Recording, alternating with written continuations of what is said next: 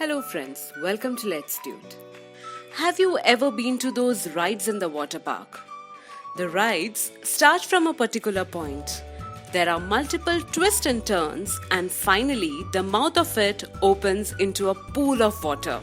Something similar happens in our nature too. The rivers originate from a particular point, then flows through different regions and finally meet the sea.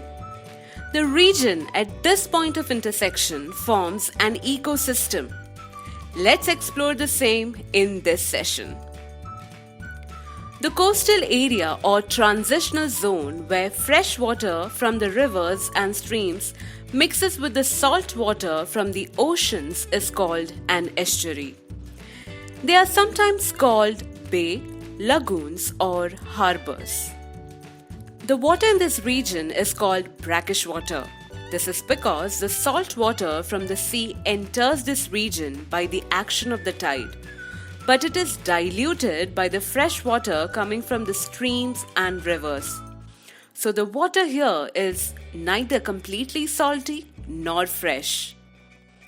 Estuaries are home to a variety of organisms like fishes, shellfishes, lobsters, crabs, a wide variety of seabirds, goose, marine worms, and many different reptiles.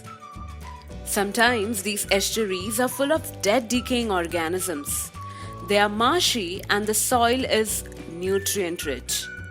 Estuaries are often called nurseries of the ocean. Can you think why is it so? This is because many fishes lay eggs in the estuaries and the abundant plant protects these eggs, thus nurturing new lives. Do all rivers form estuaries, you might ask? Well, most rivers that connect the sea form estuaries at the mouth. This also depends on the nature of the river, that is, whether the river provides water throughout the year, the source of it, etc. The world's largest estuary is the Gulf of St. Lawrence River that connects the Great Lake to the Atlantic Ocean. Some examples of estuaries in India are the Thane Creek in Mumbai, Baga Creek, the Kayamkulam Estuary, etc. The estuaries have a lot of significance. Considering the environmental aspect, they are breeding and nesting grounds for many organisms. They have ecological significance. They control pollution by filtering and absorbing the waste coming from the rivers and sending clean water into the sea. Apart from this, they are tourist spots. Fishing, boating, and water sports are undertaken in many of these regions. So friends, that's it. This gives you a brief idea of what an estuary is. I hope you liked our video.